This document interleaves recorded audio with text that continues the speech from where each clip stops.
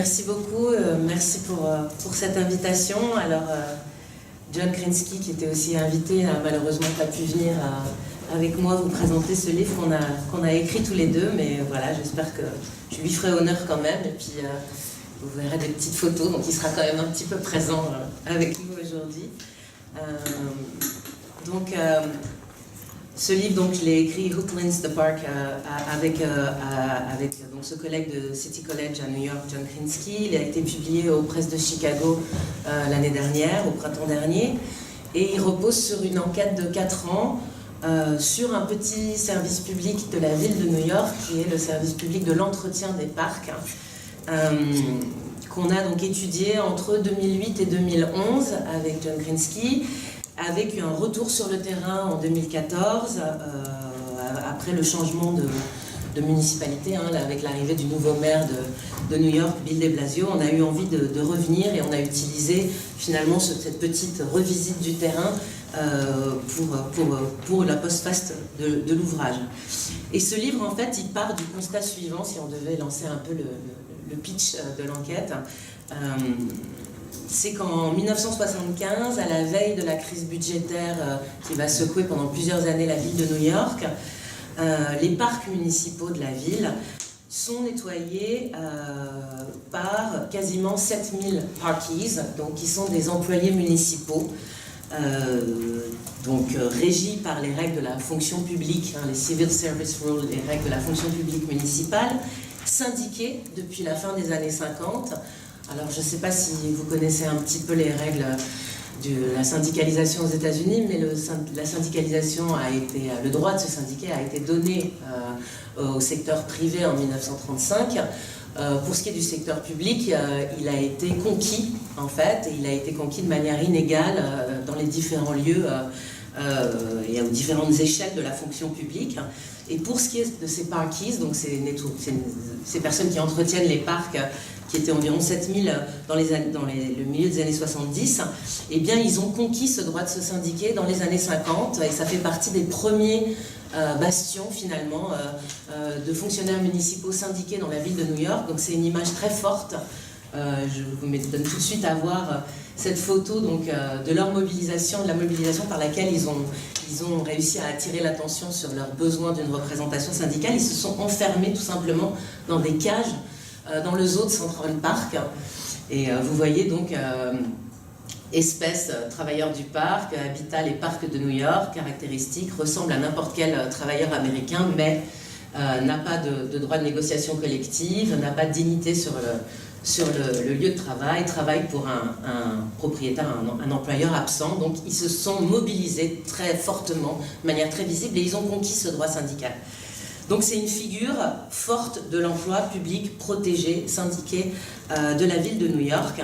Donc ils sont à peu près 7000 dans le milieu des années 70 quand commence la crise budgétaire. En 2007, au moment où je vais commencer l'enquête avec John Krinsky, ils sont plus que 2300, ces employés municipaux, ces parkies. Et pourtant, les parcs de New York sont plus propres que jamais. La question qu'on s'est posée, donc tous les deux, tout simplement, mais qui est loin d'être une question simple en réalité, c'est qui nettoie les parcs ? Et notre enquête va essayer d'expliquer, de montrer d'abord et d'expliquer l'apparition de toute une série de travailleurs à côté de ces fonctionnaires municipaux qui donc se réduisent dans les années 80, 90 et 2000, et de montrer l'arrivée de nouveaux travailleurs qui nettoient les parcs, une démultiplication de statuts de travailleurs, et parmi ceux-ci, cet ensemble de travailleurs, le développement de 2 types de travailleurs invisibles comme travailleurs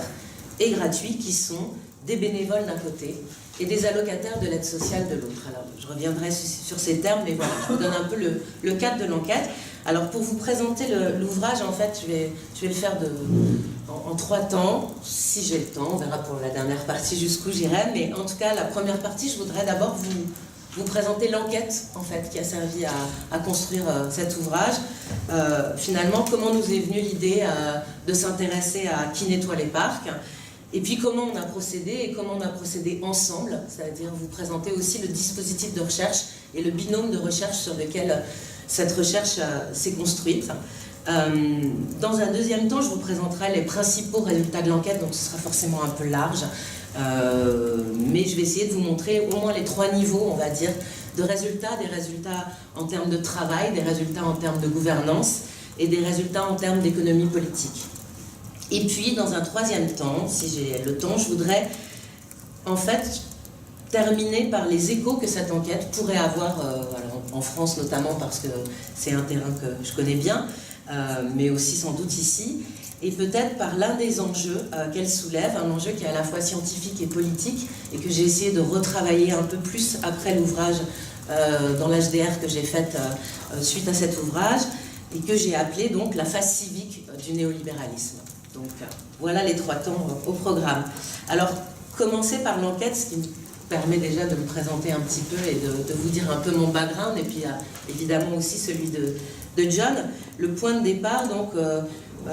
pour moi, c'est un travail universitaire de thèse à la fin des années 90, au début des années 2000, sur le bénévolat en France et aux États-Unis. Donc j'ai fait cette enquête-là, qui était essentiellement menée par entretien, avec un petit peu aussi d'observation participante, et dont je vais tirer 2 fils que je vais reprendre et retravailler par la suite dans une 2e enquête, après ma thèse, sur ce qu'on appelle le volontariat ou le service civique, comme on l'appelle aujourd'hui en France, qui est une forme d'engagement associatif sur une durée déterminée, qui ouvre droit à une indemnité et à la prise en charge de certains droits sociaux. Et ces 2 enquêtes, dans ces 2 enquêtes, en fait, je vais tirer 2 fils. Le premier fil, c'est celui au moment de la thèse, va être un changement de regard, en fait, sur cette question du bénévolat, puisque j'étais partie au départ d'une sociologie politique, d'une sociologie de l'engagement bénévole. On est dans les années 90, donc il faut se remettre, fin des années 90, le débat est saturé par l'engagement associatif, nouvelles formes de participation politique, etc. Donc moi, je pars vraiment, en fait, c'est le cadre dans lequel je pars, et je vais, en fait, aboutir à la fin de cette thèse, et encore plus après, à proposer de regarder finalement cet objet en mobilisant non pas la sociologie politique, ce que d'autres font et font très bien, mais en allant chercher les outils de la sociologie du travail et en proposant finalement une sociologie du travail bénévole qui me semble pas suffisamment faite et pouvoir venir compléter, non pas remplacer, mais compléter cette analyse de l'engagement bénévole qui est largement développée à l'époque. Ça, c'est le premier fil. Le 2e fil que je vais construire dans cette thèse et que je vais reprendre ensuite, c'est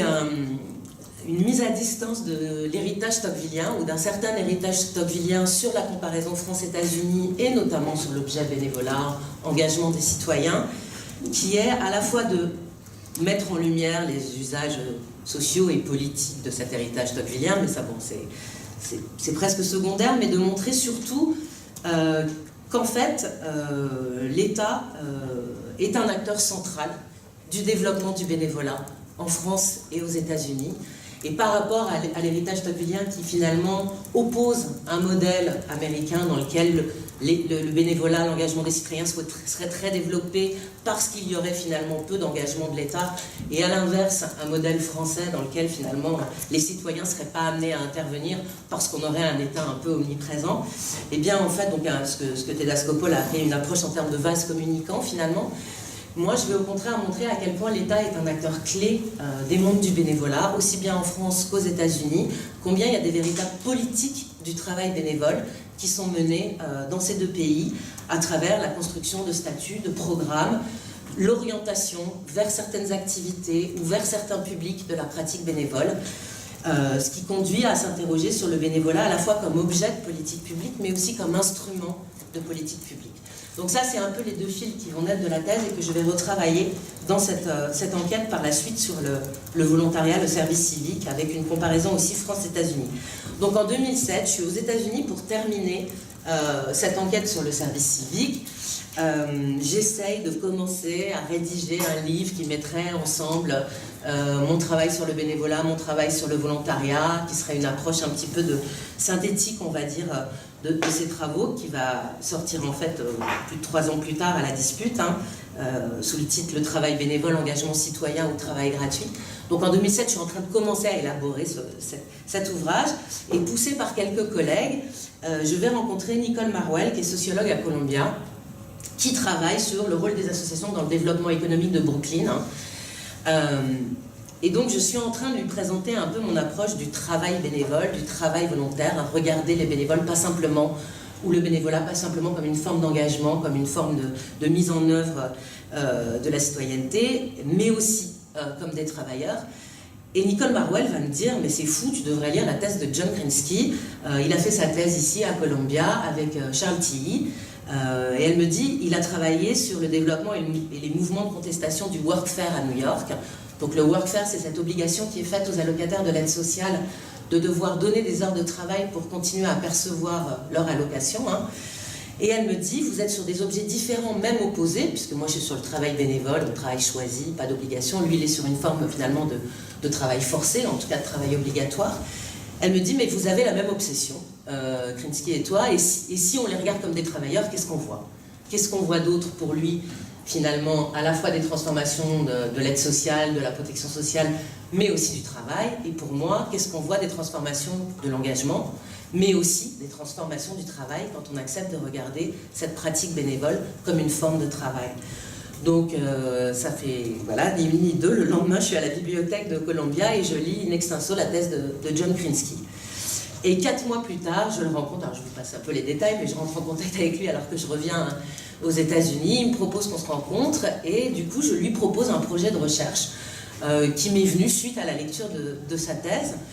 J'avais vu dans sa thèse que beaucoup de ces allocataires de l'aide sociale dans la ville de New York vont être envoyés pour faire ces heures de travail gratuites,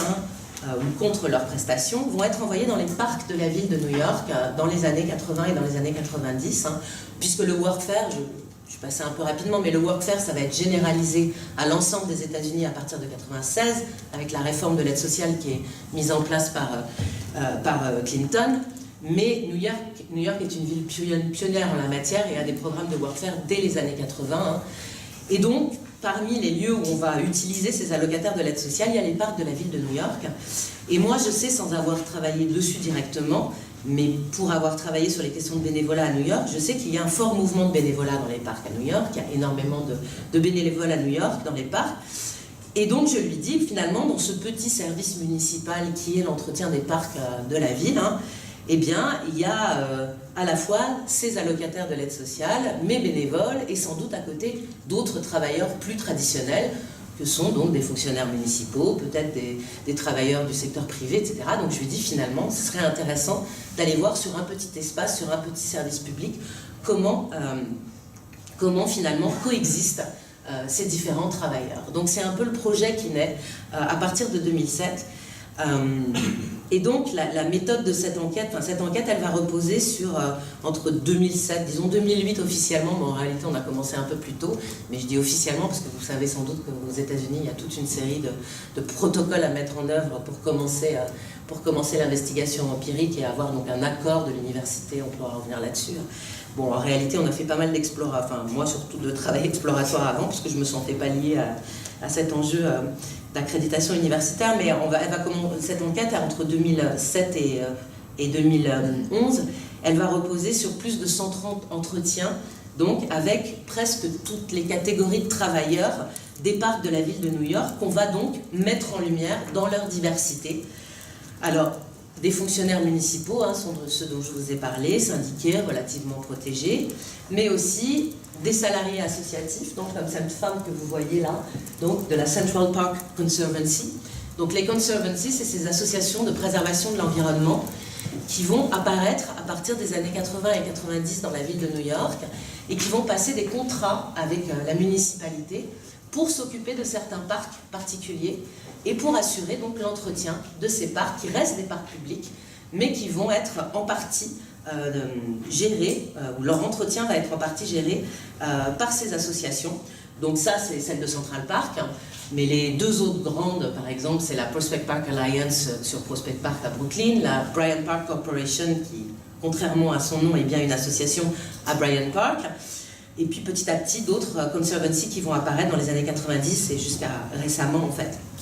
Et donc, ces associations qui passent des contrats avec la municipalité vont petit à petit recruter leur propre main-d'œuvre, qui sont donc des salariés associatifs, qui vont faire le même travail que les fonctionnaires municipaux dans les parcs municipaux, mais ne seront pas représentés syndicalement et n'ont pas ni les mêmes rémunérations, ni donc les mêmes droits salariaux et droits sociaux que les fonctionnaires municipaux. Mais on va aussi rencontrer des bénévoles, alors des bénévoles de toutes sortes, des bénévoles associatifs. Alors ça peut être ces petites associations autour des parcs, donc ce qu'on appelle les Friends of, les amis du parc Intel, qui vont se construire. Des bénévoles aussi de ces conservancies, qui elles-mêmes vont lancer des programmes de bénévolat. Donc par exemple à Central Park, vous avez plusieurs programmes de bénévolat, plus ou moins réguliers, dans lesquels vous pouvez aussi venir un matin et puis repartir et ne jamais revenir. Mais vous avez aussi des programmes où vous engagez tous les mardis de 9h à 13h à revenir et à travailler directement dans une équipe de salariés associatifs de la Central Park Conservancy. Donc, et puis vous avez aussi des bénévolats d'entreprise.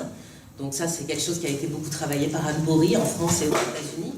Finalement, une forme de mécénat d'entreprise, une manière qu'ont les entreprises aujourd'hui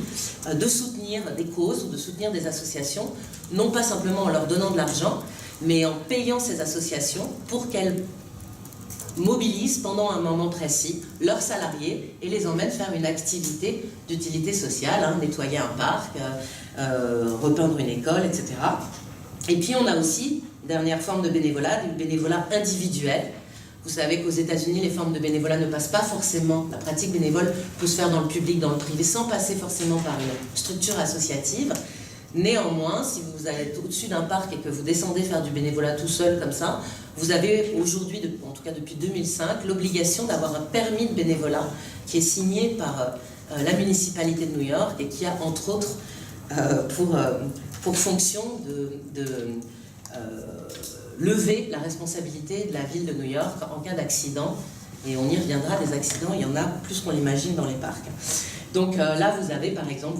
des bénévoles d'entreprise là-haut et puis une bénévole de la Central Park Conservancy. Vous pouvez remarquer les t-shirts avec donc leurs affiliations. Donc ils ont une visibilité comme bénévoles dans ces parcs. Et puis, autre population sur laquelle on va travailler et qu'on va rencontrer, donc des allocataires du Workfare, donc soit des allocataires purs, j'ai envie de dire, de programmes de Workfare purs comme là-haut, que vous reconnaissez à leurs petits gilets, qui sont le programme pionnier de Workfare, donc le Work Experience Programme qui est mis en place dès les années 80 dans la ville de New York, ou des allocataires en programme dit de transition vers l'emploi, comme les deuxièmes, qui sont en fait des programmes, suite à la contestation du Workfare dans la ville de New York, on va mettre ces allocataires dans des programmes ponctuels dans lesquels ils sont quand même un peu payés, mais moins qu'un fonctionnaire municipal, et ils ont certains droits, et plus récemment, ils ont eu le droit aussi d'être représentés par les syndicats, mais dans un statut particulier, avec des droits particuliers. Et puis aussi des personnes condamnées à une peine d'intérêt général qui vont aussi être assignées à l'entretien des parcs. Donc on va rencontrer ces différents travailleurs, on va faire 130 entretiens jusqu'à ce que la municipalité nous sorte du terrain en 2011 de manière très très radicale, où on perd donc l'autorisation d'interviewer le moindre employé municipal. Alors, heureusement pour nous, on avait déjà beaucoup d'entretiens, donc on a pu quand même travailler avec ça. Outre les entretiens, désolé c'est en anglais, mais on a d'autres formes, donc la méthode va reposer aussi sur des observations non participantes. Donc là vous avez John Krinsky qui est assis là sur le banc en fait. Et en fait on va passer du temps comme ça dans les parcs pour voir à des heures différentes, pour voir qui travaille, qui parle avec qui travaille avec qui. Alors là c'est assez drôle, on aime bien celle-là parce que ce jour-là en fait, c'était pas ce camion-là, mais on a un autre camion qui est passé comme ça, et puis il y a des personnels donc, de la Central Park Conservancy qui sont descendus, puis qui nous ont dit You guys have to find yourself a real job. Et du coup, on a réalisé aussi que finalement, le sociologue qui observe est aussi observé par son terrain, donc on n'est pas passé inaperçu non plus dans ces moments d'observation. Mais ça permet en fait ces moments de se familiariser avec la dimension technique, j'ai envie de dire, un peu du travail, avec les horaires, mais aussi de repérer des régularités. Par exemple, là, en fait, cette photo qu'on a prise là, on l'a prise après une observation justement de ces bénévoles du programme de Central Park dont je vous parlais, ce qui s'appelle le Zone Assistant Program, où les bénévoles s'engagent donc pendant une période assez longue à venir régulièrement sur la même plage horaire toutes les semaines, donc de 9 h à midi par exemple. Et on en a observé plusieurs pour voir finalement s'ils avaient les mêmes horaires, s'ils faisaient les mêmes choses pendant ces séances de travail. Et là c'est assez fascinant parce que ils sont partis, donc le bénévole et le jardinier avec lequel ils travaillaient tous les mardis de 9 h à midi, sont partis à midi moins 5, au moment de la pause finalement du salarié associatif, en laissant donc les choses en l'état. Ce qui est assez surprenant, puisque souvent dans l'idée du bénévolat, il y a cette idée de partir en ayant terminé sa tâche, en ayant finalement une vision un peu claire de ce qu'on a. Et là, on voit à quel point les bénévoles sont intégrés finalement dans l'équipe de travail, puisqu'il était midi moins 5, le salarié partait, donc le bénévole est parti avec lui. Donc ça permet aussi de voir comment s'organise le travail très concrètement par cette observation. Et puis on a fait aussi pas mal d'observations participantes, donc à la fois comme bénévole. Donc là vous avez voilà, John Krinsky en train de nettoyer un grand escalier dans le parc de Brooklyn, donc c'était la tâche, donc il suffisait d'arriver le matin, de signer en fait un registre avec son nom, son mail, et puis on nous assignait à une tâche, et on ne nous demandait pas grand chose de plus que ça, donc nous on nous a assigné à l'escalier qui était un énorme escalier du parc, et c'était assez intéressant parce qu'on était sur les marches de l'escalier et puis tout d'un coup, alors vous voyez où j'étais par rapport à la photo, bon elle n'est pas très claire mais il y a un arbre qui s'est donc écroulé sur les marches de l'escalier à quelques mètres de nous, enfin 20 minutes plus tôt on se le serait pris sur la tête littéralement, donc nous on a été vraiment très très secoués. Mais c'était intéressant de voir qu'en fait, ça n'a pas surpris plus que ça les organisateurs de l'activité bénévole en question, et qu'ils ont géré ça finalement comme quelque chose qui se produisait assez souvent. De fait, en faisant plusieurs recherches là-dessus, on s'est rendu compte qu'il y en avait beaucoup plus qu'on imaginait, et beaucoup d'accidents en fait, d'où l'intérêt de la municipalité, effectivement, de se décharger de cette responsabilité par rapport aux bénévoles. Outre ces observations participantes comme bénévole, on a aussi participé à une campagne syndicale qui a été menée en fait au moment où on est arrivé sur le terrain, donc en 2007, où le syndicat de la fonction publique municipale, donc un syndicat du secteur public, a décidé pour la troisième fois même, d'essayer de syndiquer les salariés de ces conservancies qui nettoyaient les parcs. C'est une campagne qu'ils ont intitulée « Follow the Work ». Donc la logique, c'était de dire, même si les associations, ça relève du secteur privé, le travail que font ces salariés associatifs, c'est le même travail que ceux que font les fonctionnaires municipaux que nous, on représente. Donc on devrait représenter aussi. Et donc ils ont lancé une Union Drive, donc une campagne syndicale, donc avec tout ce que ça a d'organisation secrète, etc. Donc je ne sais pas si vous êtes un peu familier de l'organisation des campagnes syndicales aux États-Unis, mais en gros, on doit arriver à un vote à un moment donné qui devrait permettre, donc on convoque le National Relation Board et on le convoque pour un vote. Et si plus de 50% des salariés demandent l'arrivée du syndicat, alors le syndicat arrive et représente tout le monde, que vous l'ayez souhaité ou pas souhaité, finalement il vous représente tous. Sauf que pour arriver à ce 50% de vote, étant donné que généralement entre le moment où on convoque, le syndicat va en appeler à une élection, et le moment où l'élection a lieu, il y a un laps de temps généralement assez long qui permet aux entreprises ou à la direction de décourager finalement, de mettre en place toute une série de campagnes anti-syndicales. Les syndicats essayent d'obtenir au moins 70-80% de salariés favorables à la venue du syndicat, donc ça passe par des visites chez eux, à domicile, des salariés, pour leur faire signer des cartes où ils demandent effectivement la venue du syndicat. Donc on a eu la possibilité de suivre cette campagne syndicale qui n'a jamais été jusqu'à l'élection, et pour la simple et bonne raison que la direction de Central Park s'est vraiment battue contre contre la campagne syndicale. Elle s'est rendue compte qu'il y avait une campagne syndicale qui était en place et a utilisé toutes les techniques qu'on rencontre finalement dans le privé, de convoquer les salariés qui pourraient être les leaders de la campagne syndicale, de venir manger le midi au milieu des travailleurs alors que c'est le moment où généralement les pro-syndicats vont faire signer des cartes, etc. Et puis de licencier, donc quand on était sur le terrain, sous couvert de licenciement économique, presque 30% de la main-d'œuvre des salariés de Central Park. Et parmi ces personnes qui ont été licenciées, tous les piliers de la campagne syndicale ont été licenciés. Donc on parle de personnes qui d'ailleurs, pour la plupart, étaient salariées depuis 18, 19, 20 ans dans Central Park et qui se sont donc littéralement effondrées quand on les a rencontrés en entretien parce qu'ils ont été donc licenciés du jour au lendemain. C'est-à-dire après 20 ans de travail, vous arrivez le matin. Vous arrivez le matin pour prendre votre poste, on vous appelle au bureau des ressources humaines et un quart d'heure après, vous êtes dehors. Et donc toutes les têtes en fait, de la campagne syndicale ont été visées et ont été licenciées. Donc c'est moi en fait qui ai pu suivre la campagne syndicale avec le syndicat et là on rentre un peu dans la division du travail entre nous. C'est moi qui l'ai suivi pour deux raisons, cette campagne syndicale. Par ma disponibilité, puisqu'évidemment, moi, je venais pour des séjours de recherche où, en fait, j'avais que ça à faire, jour, nuit, week-end, semaine, que de faire l'enquête. Donc, j'avais une disponibilité qui me permettait de suivre cette campagne parce que c'est le week-end, parce que c'est le soir, parce que on va chez les travailleurs dans les moments où on peut les rencontrer. Et puis aussi un choix entre nous, finalement. Krinsky avait énormément travaillé sur les questions syndicales et notamment sur ce syndicat-là, qui a eu une position assez complexe et assez ambiguë par rapport à la question du workfare, sur laquelle lui avait beaucoup travaillé et qu'il avait beaucoup documenté. Donc il avait une connaissance extrêmement fine des enjeux politiques du syndicat, de son positionnement ambigu. Et il m'a dit, effectivement, finalement, jouons plutôt la naïveté. Vas-y toi, puisque tu les connais pas, tu n'as pas les enjeux politiques en tête, tu n'as pas d'a priori aussi, puisqu'il reconnaissait qu'il avait un certain a priori par rapport à cette organisation syndicale. Et du coup, moi j'ai pu foncer à cœur ouvert dans cette campagne syndicale. Et c'est un choix qu'on a fait aussi, plus largement, de jouer en fait sur notre binôme, en jouant à la fois sur notre double formation,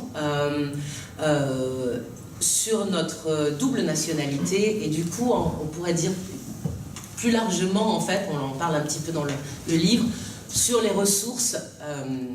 de l'étrangeté et de la familiarité qui étaient les nôtres de différentes manières, en fait.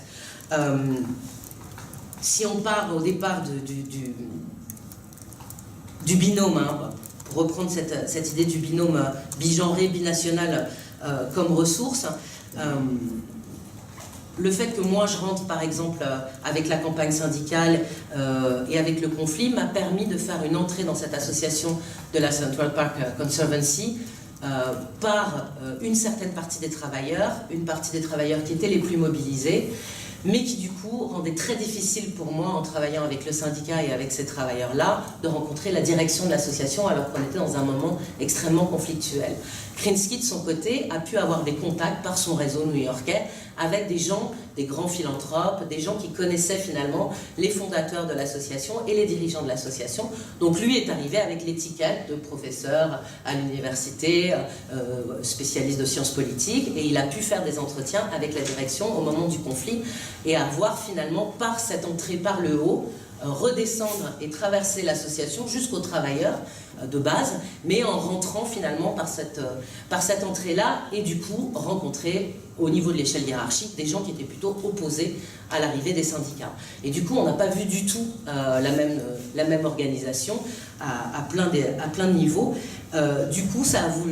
voulait dire aussi qu'à partir d'un certain moment, on ne pouvait plus entrer ensemble, par exemple, dans Central Park, puisque moi je faisais la campagne syndicale avec le syndicat, donc j'étais sur le terrain, je distribuais les papiers, j'allais rencontrer les travailleurs, donc j'avais été vue, parce que très vite on voit que la direction nous repère, sait quand on est sur le terrain, et donc on ne pouvait plus circuler ensemble dans certains espaces, et donc on s'est partagé ce terrain-là. C'est partagé à la fois ce conflit, mais c'est partagé aussi finalement des rapports sociaux extrêmement forts qu'on a rencontrés sur le terrain. Hein. Il y a eu une journée comme ça où on a fait un entretien le matin dans un de ces park house, donc de ces petits bâtiments publics dans les parcs qui sont quand même dans un état assez déplorable, où on a interviewé un salarié du premier échelon de la fonction publique municipale qui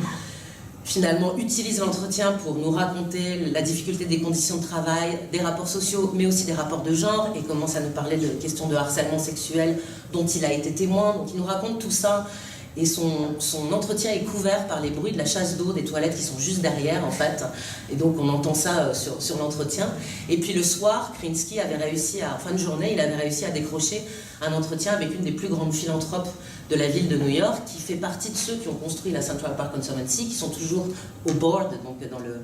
qui sont toujours dans le bureau finalement de cette Central Park Conservancy, qui est très proche du dirigeant de la Central Park Conservancy, et elle le reçoit dans son immense appartement au-dessus de Central Park, et on entend dans l'entretien qu'il va réaliser le bruit de la petite cuillère sur la porcelaine, de la tasse de thé qu'elle va lui tendre, et elle tient tout un discours tout en disant qu'elle est de gauche, qu'elle soutient Obama, et qu'elle est démocrate, et qu'elle est liberal, etc. Un discours extrêmement dur sur les syndicats, en disant finalement ce sont des voyous qui viennent pervertir nos travailleurs. Donc en fait, en intégrant aussi finalement d'un côté ces allocataires de l'aide sociale, de l'autre ces grands philanthropes qui ont participé à construire ces associations, on a ouvert finalement la situation de travail à un espace social et à un écart social extrêmement fort. Et dans la même journée, on a eu l'impression d'être confronté à un rapport de classe très tendu finalement, et que sans doute la possibilité de travailler en binôme a permis aussi et a rendu possible plus facilement que si on avait été seul sur le terrain. Ça permet aussi de supporter, de débriefer, de supporter aussi ces écarts sociaux qui ne sont pas toujours évidents, auxquels il n'est pas toujours évident de se confronter sur le terrain. Mais surtout, ce binôme a été aussi une ressource heuristique. On ne s'en est pas rendu compte tout de suite. Je crois qu'au début, on y a été un peu confronté sans réaliser, où l'un comme l'autre, on avait déjà fait des entretiens à deux, par exemple, et donc on ne s'est pas trop posé la question dans les premiers entretiens qu'on a fait de qui mènerait l'entretien. On a commencé à essayer de les faire ensemble, de manière un peu spontanée, et très vite on s'est rendu compte que c'était pas possible de fonctionner comme ça, puisque nous, on renvoyait une image très très différente l'un et l'autre sur notre terrain, où moi j'arrivais comme la française et encore plus la parisienne, donc avec une image comme ça très marquée de l'étrangère à qui il va falloir tout expliquer. Là où Krinsky est profondément new-yorkais, et où vous le mettez à New York, il sait exactement où il est dans New York, dans quel quartier il est, quelle est la démographie, la géographie sociale du quartier, l'histoire du quartier. Et donc il a une connaissance, et puis c'est aussi son métier, hein, il est aussi spécialiste des questions urbaines, etc. Donc il a une connaissance de la ville de New York qui est immédiatement perceptible par les travailleurs des parcs qui ont un rapport avec lui de connivence, là où il y a un rapport avec moi finalement d'explicitation nécessaire, parfois même plus que ce dont j'aurais besoin. Et donc on s'est rendu compte qu'on avait là deux ressources différentes dans l'entretien, celle de l'étrangère que moi je pouvais mobiliser pour faire expliciter finalement certaines dimensions à nos interviewés, là où lui pouvait jouer beaucoup plus sur la familiarité, la connivence, etc. Et on a mêlé ça finalement au fait qu'on était aussi un homme et une femme sur un terrain où les rapports de genre étaient extrêmement présents sur l'espace de travail, hein. On s'en est rendu compte notamment un jour où on était tous les deux en train de lancer un entretien avec un haut responsable de l'entretien des parcs dans le Bronx, qui nous avait reçus avec ses deux assistants, enfin c'est un assistant et une assistante. Et au moment où on s'est présenté, on a présenté notre enquête, notre travail collaboratif, et au moment où John cherche à sortir son enregistreur et se rend compte qu'il l'a oublié, je lui dis « T'inquiète pas, j'ai le mien, je sors le mien ». Et l'assistante lui dit « C'est bien d'avoir son assistante avec soi ». Et du coup, c'était aussi, bon là c'était presque extrêmement révélateur, mais c'était aussi une ressource finalement pour nous qu'on a pu utiliser, d'être un homme et une femme sur ce terrain-là. Et quand on a été notamment sortis du terrain par la ville de New York, par les hauts fonctionnaires de l'entretien des parcs, on a réussi à demander un entretien quand même pour rencontrer ceux qui avaient demandé qu'on sorte du terrain. Et on avait quand même le sentiment que la question du harcèlement sexuel sur lequel on s'est heurté assez vite et qui n'était pas du tout quelque chose qu'on cherchait dans cette enquête, mais à laquelle on a été très fortement confronté de manière assez systématique, j'y reviendrai, était sans doute une des raisons pour lesquelles, au bout de 3 ans sur le terrain, je pense que la municipalité ne voulait plus de nous sur place, surtout qu'elle venait de perdre un procès pour discrimination raciale, donc l'enjeu du harcèlement sexuel pouvait les effrayer. Et donc on a été reçus, et on avait décidé en amont que c'était moi, en jouant effectivement à la fois de ma carte féminine et de ma carte d'étrangère, pourrait mettre les pieds dans le plat directement, de manière un peu naïve, sur sa question des rapports hommes-femmes sur le terrain, en reprenant finalement les paroles de ce responsable qui venait de nous dire que la population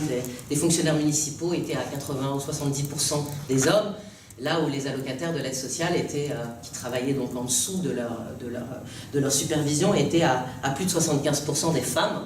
Et du coup, j'ai joué de manière très naïve cette question, mais donc est-ce qu'il y a des enjeux en termes de rapport homme-femme sur le terrain, ce qui a provoqué un énorme blanc, en fait, un énorme silence où on nous a dit, voilà, on ne voit pas ce que vous voulez dire.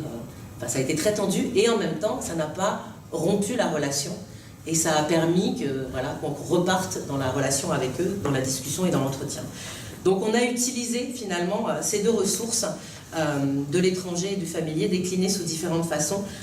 pour mener cette enquête, avec donc un temps de la recherche particulier, à la fois collectivement et puis différent pour nous deux. Alors je vais rentrer maintenant dans les principaux résultats de cette enquête. La structure du livre, en fait, on l'a construit, on le dit dans l'introduction, on l'a un peu construit sur le mode Google Maps, c'est l'expression de John, mais avec cette idée qu'en fait, le livre est construit en 3 parties. Une première partie qui porte sur le travail, qui est au plus près finalement du travail, des travailleurs et de la situation de travail dans laquelle ils sont pris. Donc la première partie emmène le lecteur finalement sur cette situation de travail avec ces travailleurs et avec donc l'analyse des tâches et la présentation des tâches de l'entretien des parcs. La deuxième partie, donc on monte un peu plus finalement, on resserre un petit peu plus sur le maillage organisationnel et toute cette gouvernance qui mélange donc ces associations et ces partenariats dans lesquels elle rentre avec la municipalité, les partenariats publics-privés qui se sont construits autour de l'entretien des parcs. Et puis la dernière échelle, finalement, la plus haute, c'est celle du système économique et politique. Ces politiques à la fois symboliques et économiques qui vont être mises en place par cette gouvernance particulière. Du coup, les résultats que je vais vous présenter, ils se situent un petit peu à ces 3 niveaux. Au niveau du travail, donc, eh bien, en fait, cette petite pince-là qu'on appelle un grabber, qui permet donc d'attraper les papiers dans les parcs de la ville de New York, eh bien, aujourd'hui, dans les parcs de la ville de New York, vous allez trouver ces grabbers, ces petites pinces métalliques, tout à la fois dans les mains de fonctionnaires municipaux, d'employés associatifs, de bénévoles, d'allocataires de l'aide sociale en programme de Workfare. Et tous ces travailleurs et ces travailleuses ne vont pas être forcément dans le même parc au même moment, mais ils font quasiment le même travail et ils font partie du système d'entretien des parcs. Si on prenait une photo comme ça sur l'ensemble des parcs de la ville de New York, vous les trouverez tous à un moment donné avec ce graveur dans les mains. Alors toutes les tâches, je ne détaille pas ici, mais toutes les tâches ne se répartissent pas de la même manière. Vous enverrez pas des bénévoles nettoyer les toilettes du parc, vous enverrez essentiellement les allocataires de l'aide sociale nettoyer les toilettes du parc. Mais il y a une série, il y a un noyau dur qu'on va retrouver finalement pour l'ensemble de ces travailleurs. Et pourtant, tout ou presque les sépare. Et c'est le deuxième niveau de résultat. Ces différents statuts de travailleurs, ils ne se distribuent pas au hasard, loin de là. Ils s'inscrivent dans des rapports sociaux de sexe, de classe, de race, qu'ils participent donc également à construire et à reproduire. Les allocataires de l'aide sociale constituent une fraction spécifique des classes populaires américaines et sur les programmes sur lesquels nous on a travaillé, à 75% féminines et à plus de 90% noires ou latinas. On n'a pas de données, on n'a pas réussi à obtenir de données sociodémographiques précises sur le profil des bénévoles, qui varient de fait en fonction des quartiers où vous allez les rencontrer.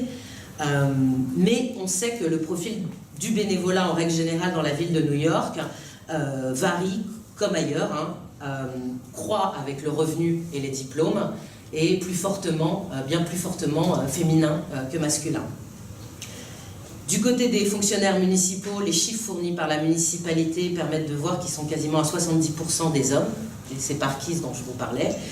Quant aux salariés associatifs des conservancies, il leur ressemble finalement beaucoup plus qu'à celui du salarié associatif moyen, qui est aux États-Unis plutôt une femme. Là, ces salariés associatifs dans les conservancies sont très proches du profil des fonctionnaires municipaux dont ils font quasiment le même métier, donc c'est aussi à quasiment 70% des hommes aussi. Donc ce système d'entretien des parcs qui s'est développé à travers cette démultiplication de statuts de travailleurs depuis les années 90 n'a pas simplement vu se dégrader par son externalisation vers les associations la condition du parquise, cette figure masculine protégée du travail municipal syndiqué. Elle a vu également progressivement se féminiser cette population des travailleurs qui nettoient les parcs à mesure qu'elle s'invisibilisait et qu'elle se gratuitisait. Et ce, aux deux bouts de la hiérarchie sociale, finalement, avec le workfare pour les classes populaires et avec le bénévolat pour les classes moyennes et supérieures. Alors, cette démultiplication des statuts et cette gratuitisation du travail, elle entraîne deux résultats importants et qui peuvent sembler un peu contre-intuitifs ou paradoxaux en tout cas. Le premier, c'est que du coup, l'enquête qu'on a faite avec John, c'est pas le simple récit d'une privatisation, comme on le voit souvent dans les analyses des transformations du travail dans les services publics. Si tant est qu'on veuille parler de privatisation pour évoquer par exemple ces conservancies qui sont en contrat avec l'État, eh bien c'est une privatisation associative. Donc on a finalement trouvé très peu d'entreprises privées, classiques, quasiment pas en fait, dans l'entretien de ces parcs. Donc une privatisation avec toutes les guillemets qu'on pourrait mettre, non lucrative, si tant est qu'on veut recourir à ce terme. Et puis surtout, c'est moins par la privatisation que par la gratuitisation du travail que la municipalité de New York a gardé la main sur l'entretien des parcs de la ville. D'ailleurs, on nous le dira très tôt et très clairement dans les tout premiers entretiens qu'on va faire avec John. On a rencontré un responsable de l'entretien des parcs sur Manhattan et qui nous raconte que dans les années 90, la municipalité de New York a mis en place une expérimentation où elle a finalement fait une espèce d'audit en donnant un quartier du Queens à nettoyer à une entreprise privée et en comparant finalement le coût de l'externalisation à cette entreprise privée et le coût que ça revenait, auquel ça revenait pour la municipalité. Et il nous dit très fièrement qu'ils ont gagné, que la municipalité a gagné. Et il nous dit « We have something corporations don't have, free labor ». Et ce free labor qu'il a en tête, donc, c'est le travail de ces allocataires de l'aide sociale dont ils n'ont pas peur de dire qu'ils ont sauvé le département des parcs et qu'ils l'ont sauvé, donc, finalement, de la privatisation ou de l'externalisation vers les entreprises privées. Donc, cette idée, finalement, elle est presque reconnue et on nous le dira effectivement très vite. Quelques semaines plus tard, on rencontre dans ce même...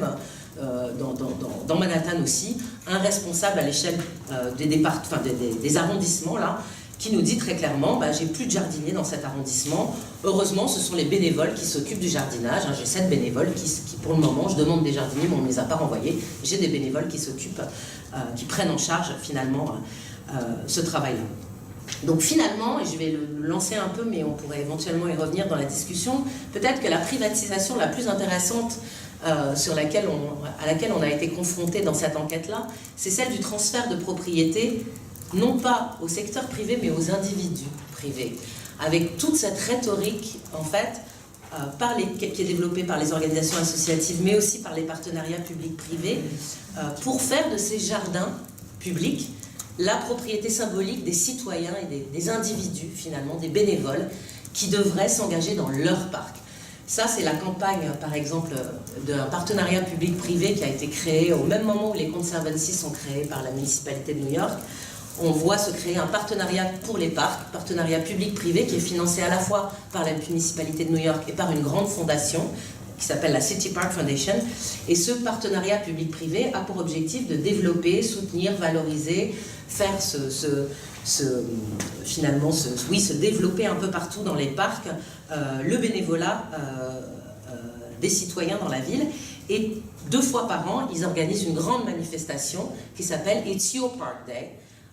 qui cherche donc à mettre en valeur et pousser au développement du bénévolat dans les parcs avec cette rhétorique, finalement, ce parc en bas de chez vous, c'est votre parc. Donc c'est à vous de vous en occuper.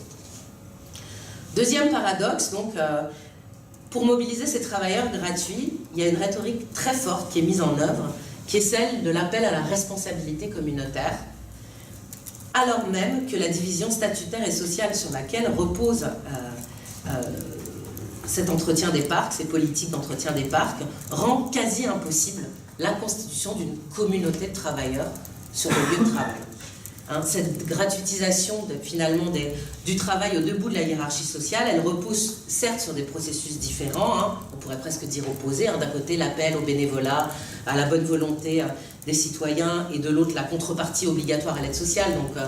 degré ou de force. Vous voyez qu'on n'est pas du tout sur les mêmes processus, mais dans les 2 cas, ces processus-là engagent une rhétorique du retour à la communauté, du give back to the community. Cette idée que finalement, ce travail gratuit, celui du bénévole comme celui de la locataire, permet finalement de se mettre en conformité avec une bonne citoyenneté. C'est à la fois exiger finalement de ceux qui ont réussi, avec toute la référence à l'éthique civique du travail finalement, l'éthique protestante finalement, ceux qui ont réussi ont tout à fait le droit d'avoir cette réussite, mais ils doivent en retour finalement payer une partie à la communauté, donc se mettre en règle finalement avec la communauté. Et puis de l'autre côté, on a ceux qui n'ont pas réussi, les have-not, et qui doivent eux démontrer qu'ils méritent l'assistance, et ce travail gratuit finalement est une manière de montrer qu'ils méritent leur place aussi dans la communauté. Donc c'est à la fois un travail qui montre sa bonne citoyenneté, et c'est aussi un travail qui vient finalement réparer celui qui n'aurait pas trouvé sa place comme citoyen. Et en même temps, si on a cette logique commune d'un discours sur le retour à la communauté, la division statutaire et derrière la division sociale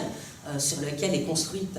cet ensemble de travailleurs rend évidemment bien difficile de se penser comme travailleurs entre ces grandes philanthropes qui habitent au-dessus de Central Park et qui descendent nettoyer Central Park comme si c'était leur propre jardin, et ces allocataires de l'aide sociale qui vivent souvent à 1h30 du parc dans lesquels on les envoie donc exercer ce travail contre allocation, qui non seulement finalement ne se voit pas, mais il y a aussi toute une construction finalement par les organisations elles-mêmes pour ne pas les mettre en contact, pour les isoler et faire en sorte que finalement ces différents travailleurs travaillent côte à côte mais sans finalement se rencontrer. Deuxième niveau de résultat donc à cette échelle supérieure du Google Maps,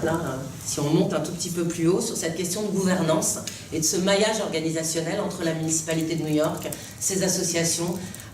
ses partenariats publics-privés. Comme on a essayé de le montrer avec John, et du coup on est reparti depuis la crise budgétaire en essayant de voir quelles étaient les réponses qui avaient été proposées à cette crise budgétaire. Et on a essayé vraiment de montrer comment cette démultiplication des statuts de travailleurs, cette gratuitisation du travail dans les parcs, sont le fruit de véritables politiques publiques, de différentes politiques publiques qui sont mises en œuvre par la municipalité, qu'on va retracer dans l'ouvrage et qu'on invite à penser ensemble. À la fois la politique du workfare qui va se développer dans la ville de New York et qui va être effectivement un des recours très forts de la municipalité pour continuer à entretenir les parcs, mais aussi l'appel et le soutien aux bénévolats qui sont véritablement des politiques publiques avec du financement, parce que ce travail gratuit des bénévoles, il faut en financer la mobilisation. Donc il y a effectivement de l'argent qui est dépensé par la ville pour mettre au travail ces bénévoles, par ces partenariats publics-privés qui sont financés en partie par la ville, et puis toute cette création institutionnelle de partenariats publics-privés, d'associations, ces conservancies que je vous ai évoquées, là notamment les 3 grandes, elles ont toutes été suscitées par la municipalité de New York, qui a choisi finalement qui allait les gouverner, dans quel type de contrat on allait situer avec ces différentes conservancies. Donc on est sur des politiques qui sont véritablement des politiques volontaristes, qui sont mises en œuvre donc depuis le milieu des années 70, fortement dans les années 80 et à nouveau dans les années 90. Et à aucun moment, la municipalité de New York ne perd la main sur l'entretien des parcs. ça veut dire qu'on est face à tout le contraire de ce qu'on pourrait voir et ce qu'on pense souvent quand on pense au rôle des associations par rapport au pouvoir public. On n'est pas du tout face à un désengagement de l'État, on n'est pas du tout face à un retrait de l'État.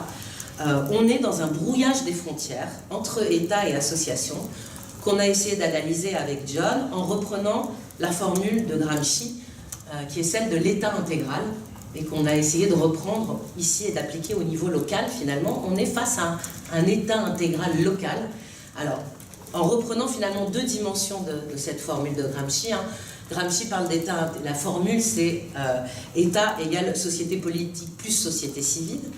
Donc il donne ce rôle-là important à cette société civile, en l'intégrant finalement dans la définition presque institutionnelle de l'État. Mais surtout, Gramsci utilise ça autour des modes de gouvernement, en disant finalement l'État, c'est à la fois la contrainte, mais c'est aussi un gouvernement par le consentement. Et on retrouve effectivement ces deux dimensions extrêmement mêlées et inscrites finalement dans ce brouillage des frontières et ce maillage institutionnel qu'on rencontre sur le terrain. Et je vous donne comme ça des petits exemples presque qui peuvent sembler anecdotiques, mais qui incorporent finalement cette définition-là ou qui l'illustrent. Ce partenariat, ce Partnership for Park là, qui organise ces journées-là, ce partenariat pour les parcs, qui est né au début des années 90, il est financé à moitié par la City Park Foundation et l'autre moitié est financée par la municipalité de New York. Ces dirigeants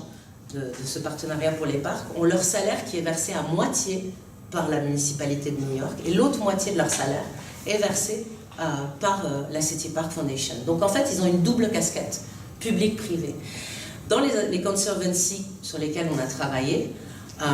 les fonctions qui sont assumées par les dirigeants des conservancies sont aussi des fonctions publiques de park administrator. Donc ils ont aussi une place dans la hiérarchie publique de la ville de New York. Ce qui fait qu'un jour, on était en train de faire un entretien avec une de ces responsables d'une conservancy dans un parc de Brooklyn et qu'elle nous tend sa carte de visite et que sur un côté de la carte de visite, le côté vert,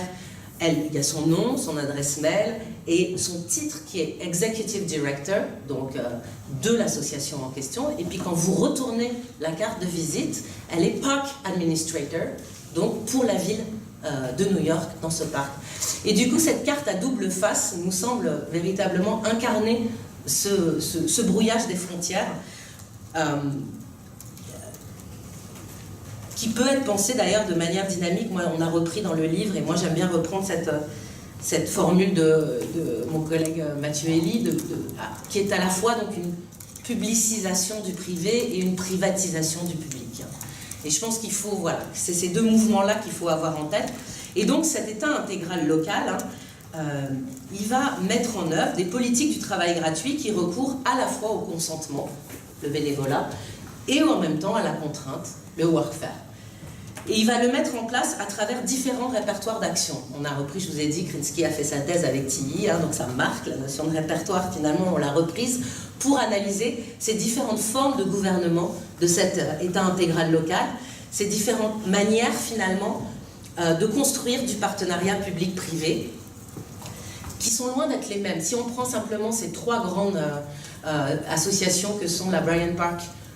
Corporation, la Prospect Park Alliance et la Central Park Conservancy, on a des répertoires d'actions qui ne sont pas du tout les mêmes. La Central Park Conservancy, c'est un répertoire d'actions philanthropique, dans la manière de se légitimer, dans les ressources qu'ils vont récupérer, dans la rhétorique qui va être mise en œuvre, dans le type de travail qu'on va mobiliser. La Prospect Park Alliance à Brooklyn, c'est un répertoire communautaire. Donc là, on insiste beaucoup sur le rôle de la communauté autour, sur le bénévolat. Ils diront très souvent, Central a l'argent, nous on a les bénévoles, donc il y a tout le temps cette comparaison à Central Park. Et puis, à Bryant Park, la Bryant Park Corporation, qui, tout en étant une association, est une association un peu spécifique, qui est un Business Improvement District, qui est donc une association financée par les propriétaires, soit d'immeubles, soit de commerces qui entourent le parc et qui mettent en commun finalement de l'argent dans une association pour financer l'entretien du parc. Et là, on est dans un registre beaucoup plus entrepreneurial, avec par exemple un discours très critique sur le bénévolat, oh, le bénévolat, c'est du temps perdu, nous ça ne nous intéresse pas, ou alors vraiment des gens hyper efficaces, etc. Donc on a comparé ces différents registres et en montrant comment finalement il n'y a pas une seule manière de construire ce brouillage des frontières entre le public et le privé ou entre l'État et les associations. Il y a plusieurs répertoires possibles et des répertoires qui finalement utilisent extrêmement bien les ressources urbaine, presque la géographie finalement sociale et économique de la ville. Central Park est dans toutes les têtes, dans tous les entretiens qu'on a fait avec des responsables de Conservancy. Tout le monde se compare à Central Park parce que c'est l'étalon, hein, c'est ce que tout le monde connaît à l'étranger, tout le monde connaît la Central Park Conservancy, sauf que uniquement Central Park, peut-être Central Park, parce que la richesse qu'il y a autour de Central Park, il n'y a que Central Park qui l'a. Et du coup, en réalité, les différentes conservancies qui sont apparues ces dernières années ne vont pas s'inspirer du modèle de groupe Central Park, mais vont s'inspirer beaucoup plus, finalement, du modèle soit de Prospect Park, soit de la Bryant Park Corporation. Donc voilà, il y a une espèce de développement à la fois qui inégal et combiné des ressources en lien avec la géographie économique et sociale de la ville. Dernier résultat, en termes plus d'économie politique, c'est autour de qu'on a essayé de développer ou de suggérer dans la dernière partie de l'ouvrage, c'est le fait que ces politiques du travail ne permettent pas simplement à la ville de New York de faire des économies, comme on pourrait le penser quand on pense travail gratuit finalement, ou utilisation de formes de travail gratuit, en économisant. Donc ça ne permet pas simplement de faire des économies en économisant sur le coût du travail. Ce système de travail et de gouvernance qui s'appuie sur des associations, de la philanthropie, du travail gratuit au nom de la citoyenneté, de l'engagement pour la communauté, il produit aussi de la valeur économique. Un parc bien nettoyé, bien entretenu, ça ne produit pas seulement de la convivialité, des loisirs, du plaisir ou même de la sécurité pour les usagers qui s'y rendent. Ça crée aussi de la valeur monétaire pour les propriétaires des logements autour des parcs, mais également des commerces qui entourent les parcs ou des commerces qui se développent, de toutes ces concessions qui se sont développées dans ces parcs et dont finalement les ressources vont être négociées dans ces contrats qui sont loin d'être tous similaires entre la municipalité et ces associations qui gèrent les parcs. Et puis ça crée des ressources aussi pour la ville à travers les recettes fiscales notamment qui vont être générées par toute cette valeur privée créée. Donc on a un système économique de production de valeur à la fois publique et privée, on pourrait dire, qui repose en partie sur du travail gratuit ou du travail peu rémunéré,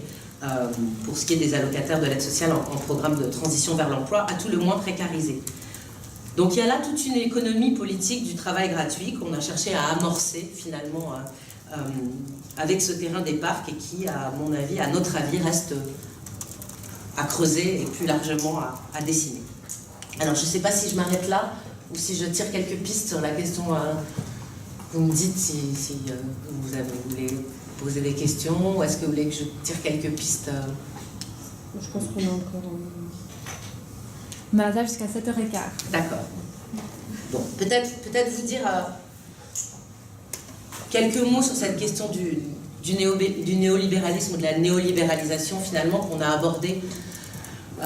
dans l'ouvrage et qui est quelque chose sur lequel John avait déjà pas mal travaillé et moi aussi un peu, mais que j'ai essayé ensuite de tirer un peu plus en réintégrant finalement des recherches menées aussi en France sur d'autres terrains. On a inscrit notre enquête très clairement, et c'est dit à plusieurs reprises dans le livre, dans cette approche des processus de néolibéralisation telle qu'elle a été développée finalement par Theodore, Tickel, Peck, donc toute cette nouvelle géographie néo-marxiste qui finalement propose de s'intéresser davantage au néolibéralisme comme un processus, et un processus qui ne fait pas que déconstruire des institutions, mais qui en construit aussi des nouvelles, qui est finalement pour nous exactement ce qu'on a vu sur le terrain, avec tout ce mouvement finalement de construction d'associations, de partenariats publics-privés, etc., qui sont véritablement des nouvelles institutions qui vont participer donc à néolibéraliser ce travail public. Cette idée aussi qu'on a repris à ces auteurs-là, que ça peut prendre des formes variées. des répertoires d'actions variées. C'est ce qui va être aussi développé par Bob Jessop dans finalement les différentes manières que va avoir le néolibéralisme de s'installer. Mais on a aussi, je pense, avec ce travail-là, justement en insistant sur ce rôle des associations, de cette rhétorique de la citoyenneté, de cette rhétorique de la communauté, de cette mise au travail gratuit au nom de ces valeurs-là, on a essayé aussi d'insister peut-être sur une autre face du néolibéralisme qui est peut-être pas suffisamment travaillée aujourd'hui à notre sens, et qui sont des mécanismes qui ne nous semblent pas pouvoir être simplement réduits à l'extension de la concurrence, la mise en marché et la transformation de tout un chacun en homo economicus. En fait, je crois qu'il y a deux choses qu'on a fait sortir avec cette enquête et que j'ai essayé de travailler encore un peu plus par la suite. Deux choses que cette notion de face civique du néolibéralisme essaye de proposer. D'abord, de prendre au sérieux la présence, la participation de ces associations, de l'invocation, de la citoyenneté dans ces processus de mise au travail, et de ne pas simplement les voir ni comme un paradoxe, ni comme une manipulation, tout simplement comme une ruse du néolibéralisme, mais d'accepter qu'il y a aussi là un ressort de néolibéralisation et de transformation du travail qui peut se rapprocher, par exemple, des travaux que Nina Eliasov a pu proposer dans son travail sur les associations d'empowerment, où elle montre comment toutes ces associations se construisent face au fantôme du bureaucrate, avec une certaine représentation du travailleur public et de la fonction publique et du travail public qui est effectivement extrêmement présente finalement dans ce terrain qu'on a rencontré. Donc prendre au sérieux cette mise au travail et ce recours à la citoyenneté dans la mise au travail, et il y a des travaux qui se développent aujourd'hui sur ces questions-là, avec lesquels, à mon avis, on a des résonances très fortes dans cette enquête. Le beau travail que je vous cite, si vous ne le connaissez pas, d'Andrea Mulbar, qui s'appelle The Moral Neoliberal, qui porte sur la mise en place des politiques du bénévolat en Italie ces 20 ou 30 dernières années, où Mulbar va montrer comment l'État italien va chercher à mobiliser une partie de la population dans un régime de travail bénévole, un régime qui permet à l'État d'amalgamer, dit-elle, travail bénévole et bonne citoyenneté, travail non rémunéré et don, et qui va finalement faire du bénévolat et plus largement du travail gratuit au nom de la citoyenneté, finalement la preuve de sa participation à la société, une manière finalement de montrer sa capacité, dit-elle, à faire partie de la communauté, d'apparaître en public comme étant plus que des figures dépendantes. Nicolas Rose aussi a travaillé sur ces questions-là en Angleterre, dans le travail qu'il a mené sur les transformations du Parti travailliste et notamment tout le discours autour de la troisième voie, où il va étudier finalement aussi bien les politiques du bénévolat que les politiques du warfare qui vont être mises en place par le gouvernement travailliste, en montrant comment ça s'appuie aussi sur l'idée d'une citoyenneté sous conditions de conduite, dans lesquelles finalement sa participation gratuite à la société est une manière de prouver sa place de citoyen, à la fois pour ceux qui ont déjà une place sur le marché du travail, mais aussi pour ceux qui ne seraient pas pleinement intégrés dans la communauté morale par le travail. Donc il y a là, en fait, toute une série de travaux qui essayent de prendre au sérieux cette dimension civique, éthique, dira Mulbar, citoyenne, dira Jessop, du néolibéralisme, et qui me semble devoir être creusée, et je pense qu'on participe avec ce travail-là de cette ouverture-là. Deuxièmement, l'analyse de ces politiques du travail et de ces formes politiques de travail gratuit permet de donner peut-être davantage de place aux rapports sociaux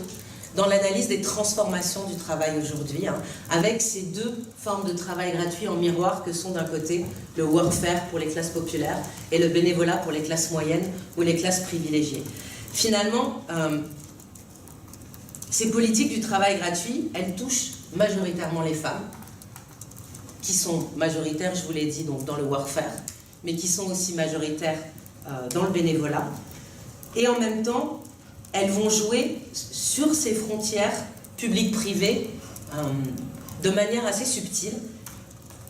au bas de la hiérarchie sociale, dans la manière dont cet État intégral local va assigner les allocataires de l'aide sociale au nettoyage de l'espace public, comme si l'État, finalement pourvoyeur d'assistance, demandait en contrepartie à ces femmes qu'elles participent à l'entretien de l'espace public. C'est Wendy Brown qui va dire, à propos du développement du workfare, The state is replacing the men. Elle va insister finalement sur cette dimension patriarcale du pouvoir d'État, et notamment dans l'analyse du workfare. Et je pense que c'est à prendre très au sérieux, et que cette économie sexuelle, mélange de faveur et de harcèlement sexuel à laquelle on a été en permanence confronté sur notre terrain-là, et qui avait déjà été mise en lumière par d'autres sur la question du workfare, est plus qu'une anecdote, et fortement à la fois symptomatique et systématique dans cette dimension de cette mise au travail. Et puis, ce jeu avec les frontières publiques-privées, on va la retrouver en haut de la hiérarchie sociale, dans la manière dont ce système, comme je vous le disais, tend à transférer symboliquement la propriété des parcs, finalement, à ces bénévoles, en leur disant « mais ce jardin en bas de chez vous, c'est un peu votre jardin. Donc c'est à vous, finalement, de venir l'entretenir, avec finalement cette idée que Marge, qui habite au-dessus de Central Park, finalement, on attend d'elle qu'elle nettoie un peu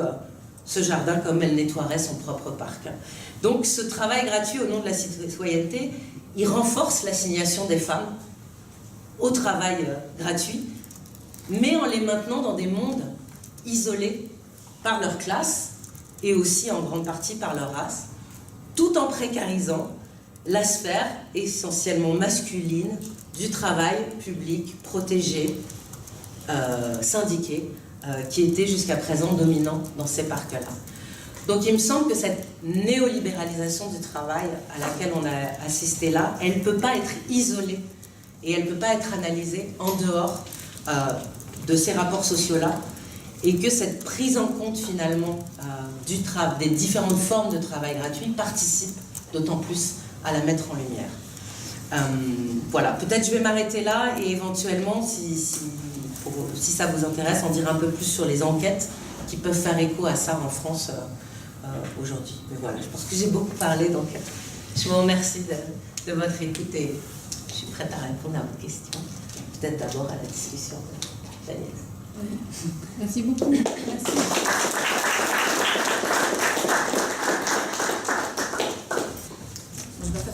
Comme ça, on peut s'ouvrir la discussion. Donc, merci pour cette présentation très riche, à l'image du livre qui est présent, et qui donc met en lumière les nombreux enjeux à différents niveaux que recouvre le travail et ses transformations dans les parcs de la ville de New York. Et donc, je vais te demander dans cette discussion de revenir sur certains points qui sont évoqués dans le livre et que tu as pu aussi aborder dans la présentation, qui m'ont moi particulièrement intéressé et donné à réfléchir, mais bien sûr, on pourra ensuite revenir sur d'autres facettes du livre qui sont multiples dans la discussion collective. Donc si je suis un peu le cheminement de votre réflexion, vous partez notamment du constat que les représentations collectives qui entourent les parcs, notamment de la ville de New York, renvoient souvent à des parcs vides qui montrent de beaux paysages paisibles et surtout très propres. Mais d'une manière générale, aucune de ces représentations collectives ne pense et ne montre les travailleuses et les travailleurs qui s'occupent de l'entretien de ces parcs et qui font qu'ils soient aussi propres. Donc en ce sens, vous empruntez au questionnement féministe sur le travail domestique, qui souligne la manière dont le travail d'entretien notamment, effectué dans la sphère dite privée, a été socialement rendu invisible, de même que les personnes qui le prenaient en charge. Et donc vous prolongez d'une certaine manière ces questionnements pour aborder ici le travail d'entretien, de nettoyage des parcs, également rendu invisible socialement et qui se déploie cette fois dans la sphère publique. Donc, en vous demandant qui sont ces personnes qui nettoient les parcs, vous soulevez donc tout un faisceau de questionnements à différents niveaux, micro, méso, macro, que vous articulez. Donc, vous nous présentez qui sont ces personnes qui travaillent dans les parcs, mais vous ne vous arrêtez pas là, puisque vous rendez aussi compte du travail que ces personnes réalisent, du fonctionnement des organisations publiques et ou privées dans lesquelles ces personnes travaillent, Vous rendez compte aussi des relations de travail, des rapports de pouvoir ou de domination qui s'y déploient. De même que, finalement, vous rendez compte des politiques publiques ou plus largement des politiques néolibérales qui enserrent tout cela. Donc vous mettez la lumière à la fois sur les différentes travailleuses et travailleurs, mais aussi sur les logiques organisationnelles du travail d'entretien de ces parcs et sur les politiques publiques dans lesquelles elles s'inscrivent. Donc en montrant comment tout ça fait système. Donc, c'est une invitation à vraiment lire ce livre puisque c'est vraiment très très riche. Donc un des constats que vous faites, c'est la coprésence dans ce service public de la ville de New York de différents statuts de travailleurs et de travailleuses, donc des fonctionnaires municipaux, mais aussi des salariés associatifs et des bénévoles et des allocataires de l'aide sociale. Donc vous montrez que cette démultiplication des statuts de travailleurs et travailleuses va de pair avec la précarisation de ces statuts et donc la précarisation des travailleurs et travailleuses qui réalisent le travail d'entretien des parcs. Donc vous mettez aussi en lumière le fait que ces différents statuts de travailleurs et travailleuses recoupent des positions différenciées dans les rapports sociaux de sexe, de classe et de race, dans le sens où les statuts les plus précaires renvoient aussi à l'occupation de positions minoritaires dans ces mêmes rapports sociaux. Donc, vous l'avez dit, les allocataires de l'aide sociale qui sont contraints de travailler pour recevoir leurs allocations ou qui suivent un programme de réinsertion professionnelle sont en grande majorité des femmes afro- ou latino-américaines et qui sont issues de fractions des classes populaires, donc qui expérimentent des formes de précarité économique. Donc voilà, tout cela invite à penser la manière dont est organisé le travail dans les parcs, enfin la manière dont est organisé le travail dans les parcs participe à réaffirmer, à reproduire des rapports sociaux inégalitaires. Et donc par rapport à ça, je me demandais comment penser cette reproduction des rapports sociaux au niveau des associations ou des fondations. Donc quel rôle ont les associations là-dedans? Donc en fait, plus concrètement, est-ce que tu peux revenir sur les liens de subordination qui peuvent s'établir entre les salariés associatifs et les allocataires de l'aide sociale, par exemple?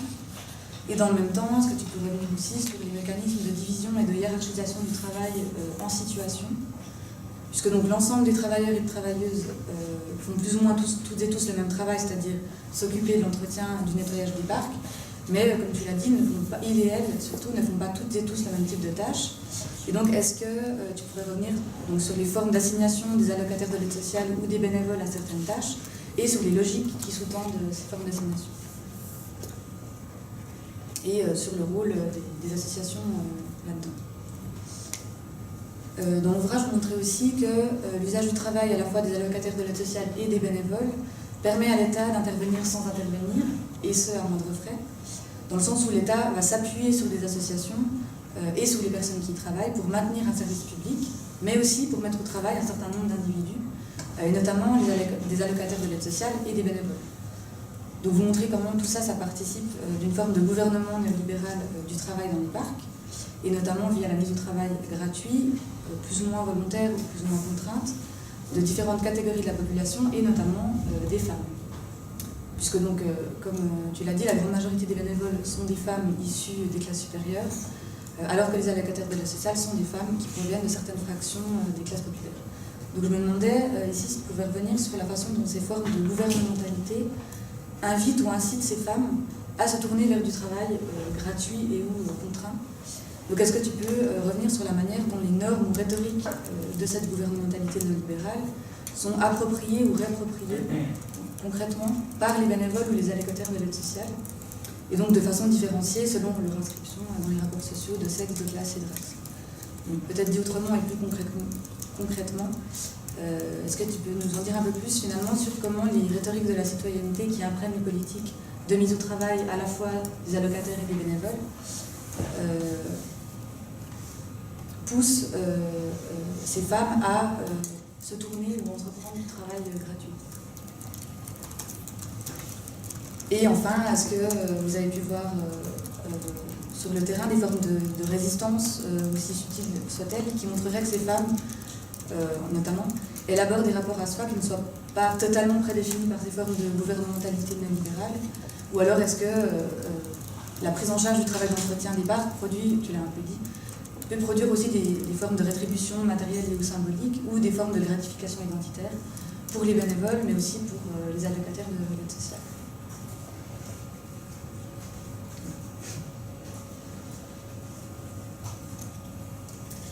Super. Donc, Alors, je vais voir si je vais essayer de répondre à tout ça. Alors,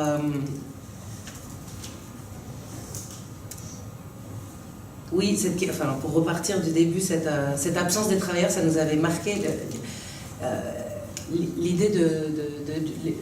le souhait de John, c'était que le livre puisse figurer dans les rayons à New York des librairies qu'on trouve à New York, où il y a plein de livres sur les parcs en fait, et chaque fois qu'on regarde effectivement ces livres sur les parcs, il n'y a jamais une seule photo de travailleurs. Donc il disait, voilà, c'est une manière aussi de les re-rendre, et c'est pour ça qu'on avait été très contents quand ils nous ont proposé